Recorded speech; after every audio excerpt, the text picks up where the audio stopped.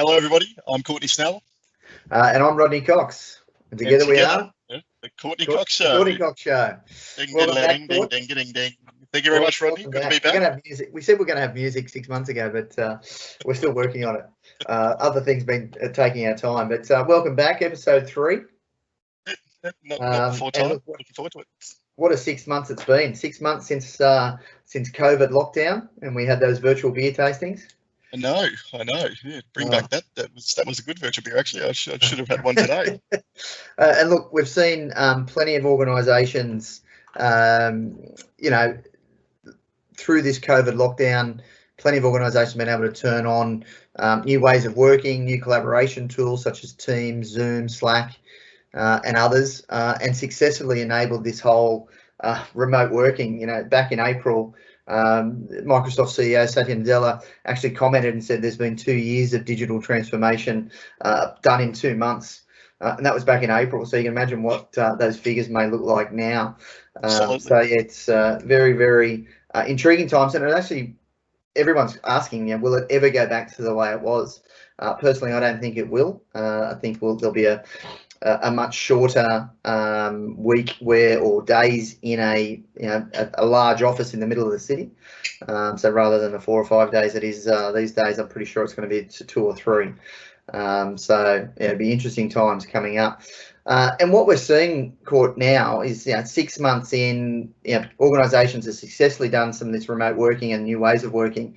And now they're asking, how do I bring in some of that existing or aging collaboration technology they had, or infrastructure like voice, into this new collaboration tool set? And so that's what I thought would be a good topic for today, is how do we enable voice into the likes of Teams, but how do we make sure it can be integrated with something that's in place in an organisation today, whether it be an aging PABX, call manager, or something of similar to that. And I would like us to bring in as a special guest today, Manny from Ribbon. So we've done a bit of work with Ribbon over the past 6 months with a number of organisations and helping them do just that in terms of looking at what some of their existing voice capabilities and technologies are, and we've actually looked at how do we then integrate them into some of the newer technologies like Teams to make sure it's nice and seamless. So welcome, Manny. Thanks for joining. Welcome, Manny. Thanks for having me, guys. Awesome to be here. Glad to have you. Now, Manny, obviously you get a chance to do a bit of a spiel for Ribbon, so I'll hand it over to you, and then we'll get Courtney into a bit of the technology speak after. Awesome, thanks, guys. So just for everybody watching, you may not have heard of Ribbon as a company, which was formed in 2017. It's actually the merger of 2 very well-known brands in the industry, Genband and Sonos, as I said, in 2017, which came together, formed Ribbon Communications, and about a couple of years later was the acquisition of Edgewater Analytics and the sort of the management tools that come along with that, along with the Innova data analytics tools. So pulling all those great products together to create a full end-to-end solution that's probably powering a lot of the telcos there in industry today, for their voice platforms and all the other analytics that goes behind that to move all this industry to the hosted communications suite that we're all using today. Certainly seen a lot of Genband in the carrier space, and they're really interesting to see what's happening with the Genmark and GenView software that's coming out from the Ribbon portfolio. So just to add to that too, there is a new acquisition by the company too, ECI, which is the packet core and the 5G infrastructure too. So stay tuned on a whole lot of new product sets that are definitely coming out in the Australian market around that capabilities also. I look forward to it. All right, Court, take us through.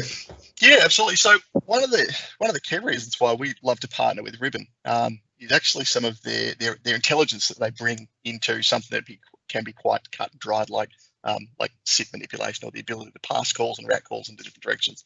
So I just wanted to share something up on screen, and this is a slide or a picture that's been around for a while, but I just wanted to articulate across the group. Because whenever we engage with customers who are either undertaking a migration or are looking to maybe move away from an old PABX, or maybe cutting across from an ISDN service or a new SIP service, or wanting to move across into Teams, one of the primary reasons why we leverage and utilize Ribbon SWE Lights and other session border controllers is to provide intelligent call routing. Now, when you look at this particular picture that's on screen, we can see that we have the SIP trunk or PSTN network coming in on the left-hand side, and it hits that Ribbon SBC. The benefit of the intelligent call routing is that when it's connected across into Active Directory, or even more recently, Azure Active Directory domain services, we can do an LDAP call to cache a specific attribute. And that attribute can be the flag for where a call is either routed up into Microsoft Teams, or whether it's routed down into the on-premise PABX. And so that key determination allows us to make a very smart decision about how we route. Because whenever we move a user up into Microsoft Teams, we know that there is an Active Directory attribute that is flagged that nominates, hey, this user is now up in Teams. We leverage that to make sure that we don't need to keep continually going back into the session border controller to tell it when users have moved. So in essence, we configure it once, we tell it what is the setting that we're looking for when a user's moved, and then we're free to migrate those users off the on-premise telephony environment up into Teams. By enabling it, the session border controller is then able to say, hey, I'm aware that user's been moved, and it will intelligently start to route the call up to the appropriate path. And that's one of the really, I suppose, baked in benefits that we get from using the Ribbon's SWE Lights when connecting across up into Microsoft Teams. Apart from the fact that it's only one of a handful of vendors that support Teams integration from a Microsoft telephony perspective, but also because at the heart of it, it's a rock solid session border controller. Totally. I just one point there to add to Courtenay is that it's probably worthwhile noting that the Ribbon SBC we're part of the Microsoft I believe it's a trusted partner sort of suite of vendors that work with Microsoft. So yeah, 100%. Yeah. Yeah, and I think the ease there, Court, of it's not a big bang approach when you're migrating. So from a user's perspective, organisations can do it by business unit, by geographical site, or simply by just changing an attribute in Active Directory. The calls can be, answered in Teams with the right licensing within Teams. But if they've got an existing PABX, a call manager or something, and they've got existing infrastructure that they need to sweat out, then the calls can be transferred to there, and those users can still have the same look and feel that they had before. So organisations are getting the best of both worlds. They're sweating out old assets. They're moving to this new, hosted collaboration platform with a voice element to it, and can do that over a period of months or even years, depending on how many the lifetime of those aging assets that they've got. So it's a very flexible and risk-free way of introducing some of this new technology in an organisation. But also great flexibility too, whether it's a physical appliance for the session border controller, whether it's a virtual appliance running on KVM, VMware or Hyper-V, or whether you want to put it into cloud up into Azure as well. So there's a lot of deployment options there with regards to how in which you go about deploying based upon your own specific architecture. Yeah, very good. Well, look, that's it for today. We always try and keep it short.